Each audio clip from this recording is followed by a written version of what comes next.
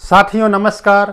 आज हम लोग आधुनिक भारत के इतिहास के अंतर्गत ब्रिटिश शासनकाल में हुए अनौद्योगीकरण अर्थात डी इंडस्ट्रियलाइजेशन पर और साथ ही उससे ज़्यादा महत्वपूर्ण धन के बहिर्गमन सिद्धांत अर्थात ड्रेन ऑफ वेल्थ पर चर्चा करेंगे। साथियों, सन 1800 से सन 1850 ईस्वी के बीच अनौद्योगीकरण के इस दौर में जहां ब्रिटेन औद्योगिक क्रांति के दौर से गुजर रहा था, वहीं भारत में औद्योगिक पतन का दौर चल रहा था। मित्रों, औद्योगिक क्रांति के इस दौर में भारतीय परंपरागत हस्तशिल्प उद्योगों में कमी आई थी।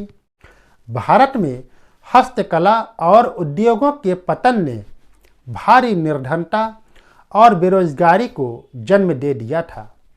इसलिए 19वीं सदी के अंत तक भारत में आधुनिक आधार पर औद्योगिकरण की आवश्यकता राष्ट्रीय आवश्यकता बन चुकी थी।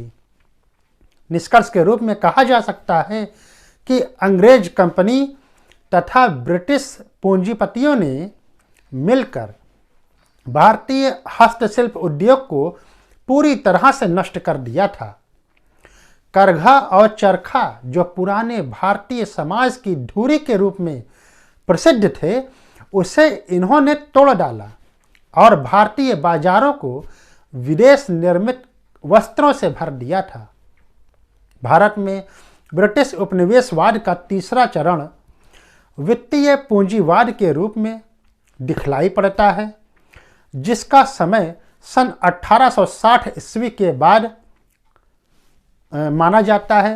अंग्रेज पूंजीपति भारत में पूंजी निवेश के लिए इसलिए अत्यधिक उत्सुक हुआ करते थे क्योंकि वे अपनी अतिरिक्त पूंजी को सुरक्षित तरीके से यहाँ नियोजित कर सकते थे, निवेश कर सकते थे। उपनिवेश में मजदूरी सस्ती होने के कारण अच्छा मुनाफा भी कमा सकते थे, साथ ही गृह उद्योग के लिए सस्ते कच्चे माल भी निरंतर प्राप्त कर सकते थे। इन्हीं उद्देश्यों से प्रेरित होकर भारत में सन 1860 के बाद ब्रिटिश उपनिवेशवाद का तीसरा चरण वित्तीय पूंजीवाद प्रारंभ हो जाता है। मित्रों, 19वीं शताब्दी के मुक्त व्यापार से उत्पन्न अंतर्विरोधों और 1857 के विद्रोह के परिणामों ने अंग्रेजों को इस बात के लिए विवश कर दिया था कि वह भारत में अपने व्यापारिक सामाजिक हितों की पूर्ति के लिए रेल लाइनों के निर्माण, सड़कों के विकास और सिंचाई के साधनों की ओर ध्यान दें। अर्थात भारत का आर्थिक विकास अंग्रेजों के लिए आवश्यक हो गया था। सन 1860 ईस्वी के बाद अंग्रेजों द्वारा भारत में बड़े पैमाने पर पूंजी निवेश की शुरुआत होती है।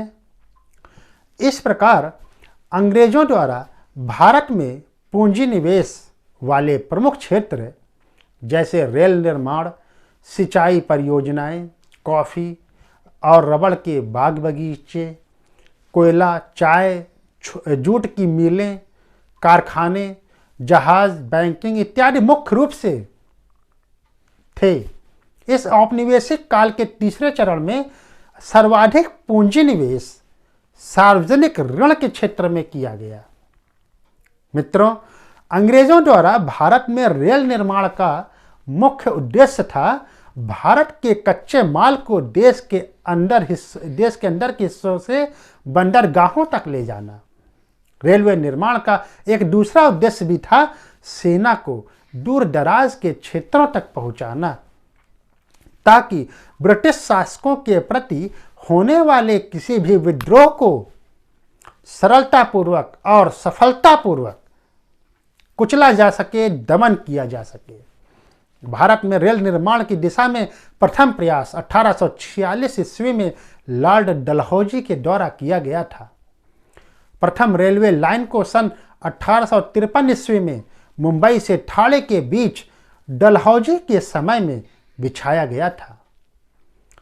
सन 1900 ईस्वी के करीब लॉर्ड कर्जन के समय भारत में रेलवे लाइन का सर्वाधिक विस्तार हुआ था। दोस्तों, प्रथम विश्व युद्ध जो सन 1914 ईस्वी में प्रारंभ होता है का प्रभाव भारतीय उद्योगों पर व्यापारिक दृष्टिकोण से अच्छा रहा। युद्ध के दौरान साम्राज्यवादी शक्तियों के साथ प्रतिस्पर्धा में कमी आई थी, क्योंकि वह सभी शक्तियां युद्ध में व्यस्त हो गई थीं। युद्ध के दौरान देश में बने सामानों को देश के अंदर और देश के बाहर एक बड़ी मंडी के रूप में देखने को मिला। युद्ध के दौरान ठेके, मिलें कच्चा माल सस्ते में मिला करते थे और उत्पादित माल की ऊंची कीमतें लगाई जाती थीं। साथियों, सन 1947 ईस्वी में देश की आज़ादी के समय भारत की स्थिति, जो एक समय एशिया का अन्न भंडार हुआ करता था, आज विश्व का निर्धनतम गरीब देश बन गया था। भारत में बढ़ती हुई निर्धनता की कीमत पर अपने को संपन्न बनाने के लिए ब्रिटेन द्वारा भारत के कच्चे माल, संसाधनों को और धन को निरंतर लूटमार की पृष्ठभूमि को भारतीय विद्वान दादा भाई नौरोजी और राणा डे जैसे राष्ट्र विद्वानों ने धन के बहिर्गमन अर्थात धन के निष्कासन की संज्ञा दिया है। इसे ड्रेन ऑफ वेल्थ भी कह सकते हैं। भारतीय धन के बहिर्गमन की ओर लोगों का ध्यान आकर्षित करने के लिए इस दिशा में प्रथम प्रयास दादा भाई नौरोजी ने किया था। उन्होंने 2 मई 1867 को लंदन में आयोजित ईस्ट इंडिया एसोसिएशन की बैठक में अपना एक शोध पत्र, जिसका शीर्षक था इंग्लैंड्स डेब्ट टू इंडिया, को पढ़ते हुए पहली बार धन के बहिर्गमन सिद्धांत को प्रस्तुत किया था। तत्कालीन समय में दादा भाई नौरोजी ने अपने कुछ अन्य निबंधात्मक लेखों द्वारा भी धन के निष्कासन के सिद्धांत की व्याख्या किया था। दादा भाई नौरोजी धन के बहिर्गमन के सिद्धांत के सर्वप्रथम और सर्वाधिक प्रखर व्याख्याता व प्रतिपादक थे।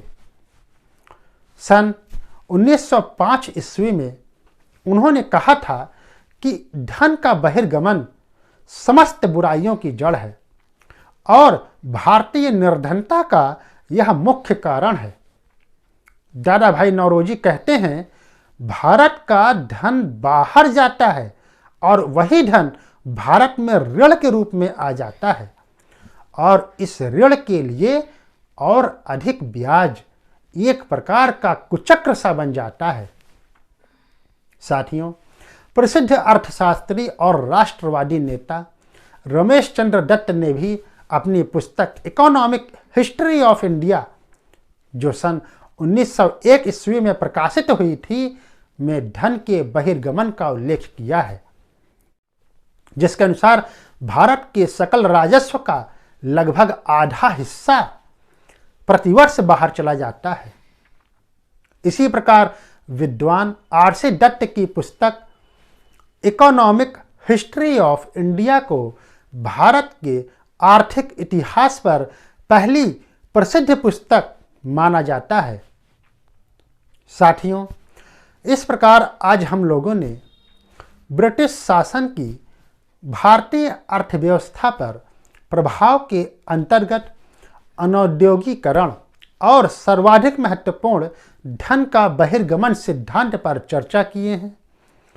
आने वाले वीडियो में हम लोग 1857 के विद्रोह पर विधिवत अध्ययन करेंगे। इसी के साथ साथियों, आप सभी को मेरा नमस्कार।